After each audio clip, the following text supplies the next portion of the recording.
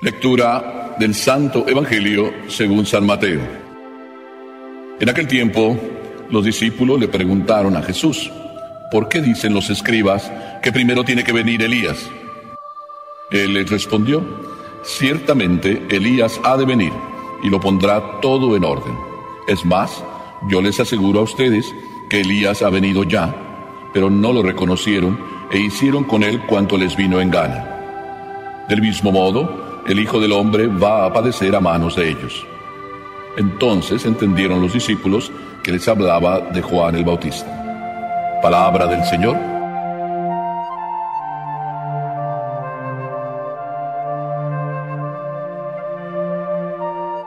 Parece que la historia se repite, porque lo que el Evangelio nos está contando, en parte, es también lo que hoy pasa.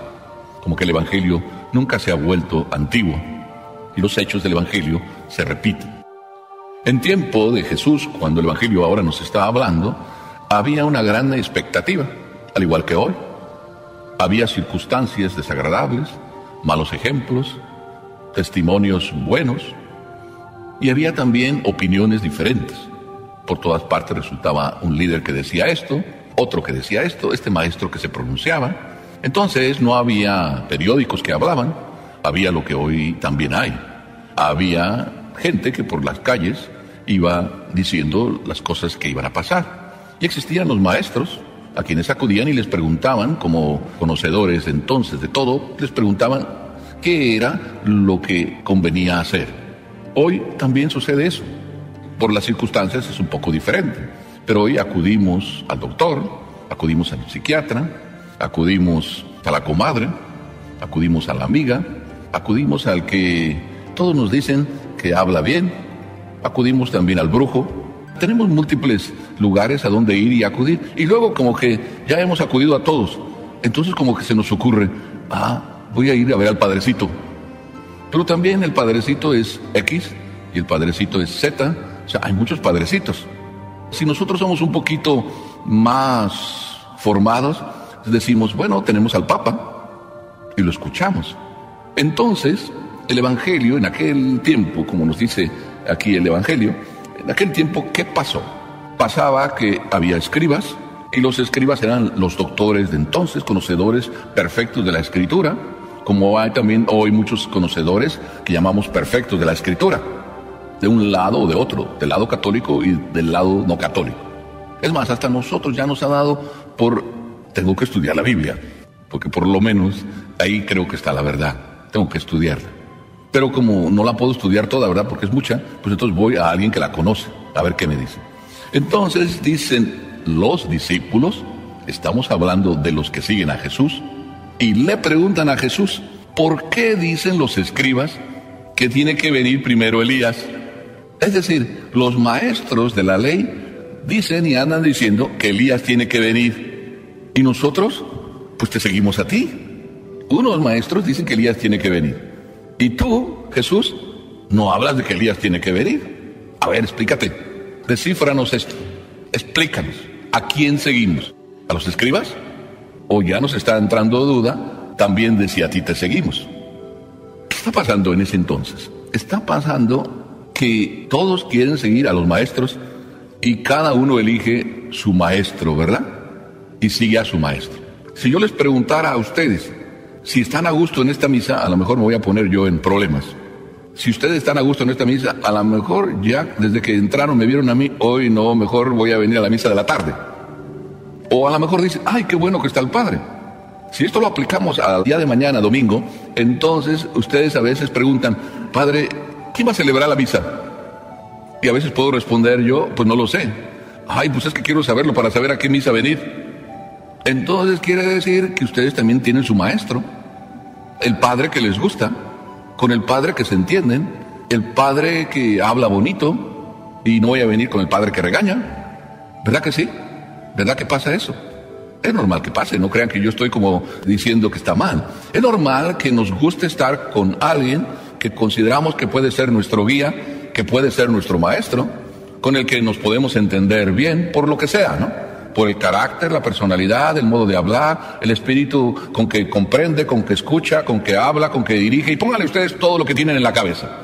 Es normal, Pues en tiempo de Jesús era lo mismo. Aquí no dice el Evangelio quién de los discípulos le preguntó a Jesús. Pero si nos remontamos al Evangelio, resulta que Andrés y Juan eran discípulos de Juan Bautista. Y dejaron a Juan Bautista y de repente se fueron con Jesús. Pero mientras Jesús estaba ya predicando y seguía a Juan, otros mejor seguían a Juan. Y a lo mejor seguían a Juan, como el Evangelio nos dice, porque Juan era más austero y como que en cierta manera podría ser más creíble. Y Jesús, pues era amigo de borrachos y vividores. Esa es la crítica que hay en el Evangelio, ¿verdad? Algunos entonces a Jesús no lo querían seguir porque él se anda juntando con los pecadores. Juan es como más creíble. Es más, Juan hasta se metió con Herodes y le dijo las cosas claras. Como que Juan podría ser más creíble, ¿verdad? Porque con su austeridad y con su vida tan coherente llamaba la atención. Hoy podemos decir quién es más coherente, Juan o Jesús. Podemos decir las dos cosas, los dos son coherentes. Pero si esto lo aplicamos a la vida de hoy, también podemos hacer la misma afirmación. De todos los maestros que nosotros queremos seguir, ¿cuál es el más coherente? Probablemente todos, pero aquí se pone una cuestión. ¿Por qué queremos seguir a uno más que a otro? Y ya está la respuesta dada, porque lo consideramos mejor. Pero ¿a quién estamos siguiendo? ¿A Juan? ¿A Pedro? ¿A Santiago? ¿Porque es mejor? ¿Y descartamos al otro porque lo consideramos peor? Entonces el problema está bien claro. Jesús dice que Elías ya vino. Y casi nos está diciendo la respuesta. Si ustedes siguen a Elías por ser Elías, o porque les parece mejor Elías, Elías ya vino y no va a venir. Si ustedes siguen a Pedro por ser Pedro, o porque lo consideran mejor el padre Pedro que el padre Juan, hay algo que no está bien. Estamos siguiendo a una persona y los maestros pasan. Jesús ya nos está diciendo, ustedes quisieron seguir a Elías o están esperando seguir a Elías porque se avisa que Elías va a venir. Y además no solo dice eso, sino el Elías que los escribas están hablando es Juan, y ni a Juan lo han querido seguir. Por tanto, ¿qué pasa? Pues lo que dice Jesús, si ustedes quieren seguirme a mí por ser Jesús, el hijo de María, están mal. Jesús nos está poniendo un problema. A Jesús hay que seguirlo porque es el hijo de María y porque es mejor que Pedrito de Judea. Jesús nos está diciendo, no me sigan por ser Jesús y porque soy mejor que los escribas. ¿Por qué hay que seguir a Jesús? Porque lo que nos dice, no nos lo dice por ser el hijo de María. Nos lo dice porque Él es un maestro, sí, pero es más que un maestro. Porque todos los maestros que lo seguimos, porque se llaman Pedro o Juan, son maestros desechables. Pasan, son desechables. Por eso cuando estamos siguiendo a un maestro, porque creemos que es el mejor, algún día nos va a parecer peor y en ese instante lo vamos a desechar. O algún día va a decir algo que no nos guste y ya lo vamos a desechar. ¿Verdad que pasa? Que al que nosotros venimos a ver porque nos gusta cómo celebra o cómo habla, un momento nos va a decir las cosas claras y ya no lo vamos a seguir. Entonces estamos siguiendo ¿a quién? A un hombre. Cuando nos gusta, porque nos complace, estamos siendo fans. Y no es el camino de los fans el camino para comportarnos bien. Por eso cuando algún joven me dice, ¿por qué tengo que obedecer a mi papá? ¿Por qué lo tengo que obedecer? Inclusive ustedes a veces se ponen el problema de por qué sus hijos a veces no les quieren obedecer. O sus hijos vienen y me preguntan, ¿por qué tengo que obedecer a mi papá? No, es porque es mi papá. Tú no tienes que obedecer a tu papá porque es tu papá. ¿Verdad que tenemos el derecho de no obedecer a nuestro papá? ¿Y cuándo tenemos el derecho de no obedecer a nuestro papá? Cuando nuestro papá nos manda algo que va en contra de ¿qué? De la ley. El poder de papá está en defender la verdad y en los motivos que hay para defender la verdad, es decir, para obedecer la ley de Dios. Cuando Jesús se convierte en un maestro que no es desechable, no es porque se llama Jesús y porque es hijo de María y porque es el hijo de David. Jesús tiene su fuerza en que lo que dice es la verdad. Yo soy el camino, la verdad y la vida. ¿No dice por ahí una canción, Señor, ¿a quién iremos? O la otra dice, ¿a quién iremos? ¿Cuál es la respuesta? Las palabras de Pedro, tú tienes palabras de vida eterna. La fuerza del maestro no está en cómo habla, en lo simpático que es, en que me cae muy bien, en que celebra la misa, no sé, como me gusta a mí. La fuerza del maestro está en la verdad. Y la verdad no la hace su cara bonita, ni lo simpático que es. que convive con nosotros y es muy amistoso. Que todo eso puede ser que lo tenga también, como de hecho Jesús lo tenía. Amistoso, amable, criticable por ir detrás de la oveja perdida, criticable por convivir con los hombres de la mala vida. Sí, criticable como es criticable cualquiera quien solo anda mirando el aspecto humano y no mira a lo que detrás hay. Si tú tienes palabras de vida eterna, tú no eres un maestro desechable. Pero si Jesús se está poniendo en el mismo nivel de Elías, dice, al igual que el que venía en el lugar de Elías, Juan, no lo aceptaron, tampoco a mí me van a aceptar. ¿Quién aceptó a Jesús? ¿Los 12?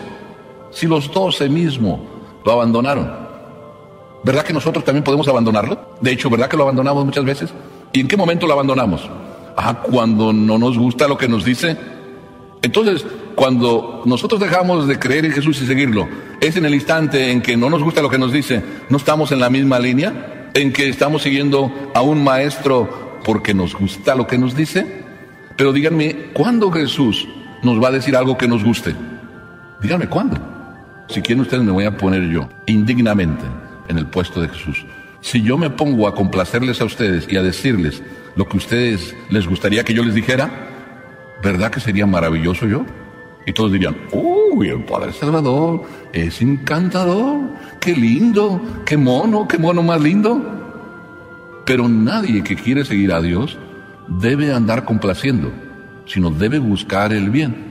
¿Verdad que tú, mami, muchas veces te ves en este problema también? ¿Que quieres el bien de tus hijos?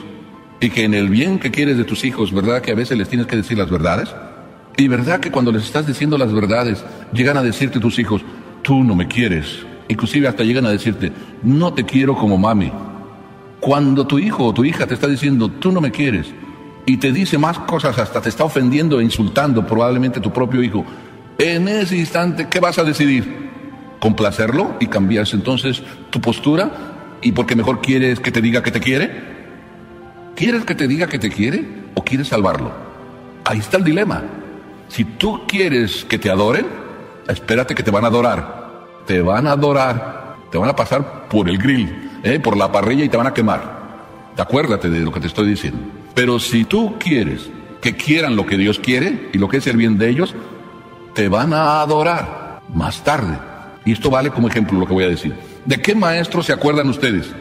¿Verdad que los que les dejaron hacer todo lo que ustedes querían ni se acuerdan de su nombre y a lo mejor hasta ya ni de su cara? Y sin embargo, los que sí te exigieron, te estás acordando, si no del nombre, del apodo que te pusieron. Sí, me acuerdo, ¿te acuerdas del profesor? El feo, el que le decíamos el feo. Feo porque le faltaba una oreja. Pero ¿cómo nos exigía? Y lo que sé de matemáticas, lo sé por él. Mamás, papás, ¿ustedes quieren que sus hijos se acuerden de ustedes? No les den lo que ellos quieran. Sean maestros. Maestros que buscan más la verdad y el bien de sus hijos que la complacencia o que los quieran. Jesús no pasó por complacer a nadie. Y por eso, porque no buscó complacer, se ha vuelto en el maestro que no es desechable. Y nos estamos preparando para la venida del Jesús, que no solo es el hijo de María y el hombre de Nazaret, el Galileo, el Hijo de Dios. Tú tienes palabras de vida eterna. Solo por eso vamos a Él. No por ser el gran maestro, querido por unos, odiado por otros, rechazado por otros, olvidado por otros, traicionado por otros. Pero eso siempre va a pasar. Yo les aseguro que si así vamos viviendo, como dije antes, no solo nos van a adorar el día de mañana, sino sobre todo, por ser maestros que buscan la verdad, vamos a ser queridos por Dios. Dios se va a maravillar de los hijos que tiene.